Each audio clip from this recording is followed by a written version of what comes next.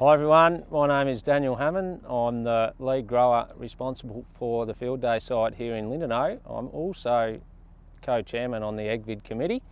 I'd like to thank Corteva, Hort Innovations and our key sponsors for their sponsorship towards our event, and I hope you enjoy our videos. My name is Jo Van Niekerk. I am the Key Accounts and Industry Engagement Manager at Boomerang Nurseries. Boomerang Nurseries is proud to be a sponsor down here at Aphid. We are one of the major vegetable seedling suppliers in Australia.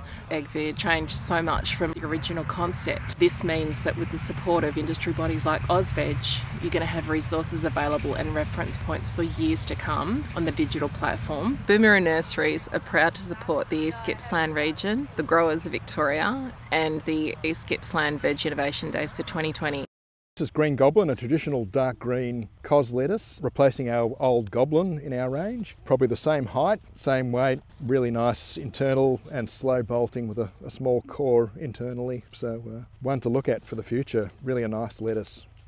Here we have Nemo. It's more of a medium to light green. The reason for that being it's a processing COS. So when they chop it up to make Caesar salad, you don't get the bright yellow of a traditional COS in the centre and a dark green on the outside. It's actually the same colour all the way through the head. So when they chop it up, the colour's consistent in your Caesar salad mixes, and you get that nice processed COS leaf.